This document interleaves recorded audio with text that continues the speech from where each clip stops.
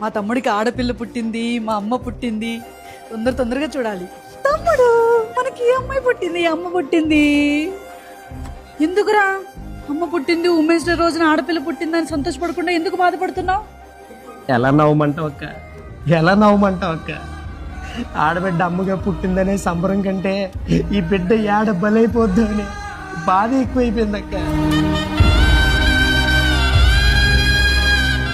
బడిలో పాఠాలు చెప్పే పంతుల దగ్గర నుండి గుడిలో పూజలు చేసే పంతుల వరకు అందరూ ఆడపిల్లని ఆట బొమ్మలా చూస్తున్న సమాజంలో బ్రతుకుతున్నాం అక్క.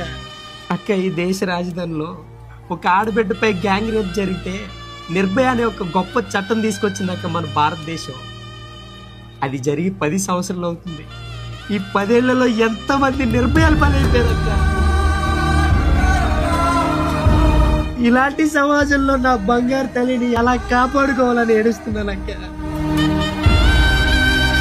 ఎంతో మంది మహిళల త్యాగాలు గుర్తుగా మహిళా దినోత్సవం జరుపుతున్నాం. ఎన్నో దినోత్సవాలు వచ్చిపోతున్నాయి. రాజులు మారుతున్నారు, రాజకీయాలు, రాజ్యాలు కూడా మారిపోతున్నాయి. 6 ఏళ్ల పసికందును 60 ఏళ్ల ముసలోడు అత్యాచారం చేసిన సంఘటనలు చూస్తున్నాం. కన్న తండ్రే కసాయి తండ్రిగా మారిపోతున్న సమాజంలో ఉన్నాం. స్త్రీ లేకపోతే జననం లేదు, స్త్రీ లేకపోతే గమనం లేదు, స్త్రీ లేకపోతే సృష్టిలో జీవమే లేదు, అసలు సృష్టే లేదు. ఎటుపోతుంది సమాజం? అసలు ఏమైపోతుంది నా భారతదేశం?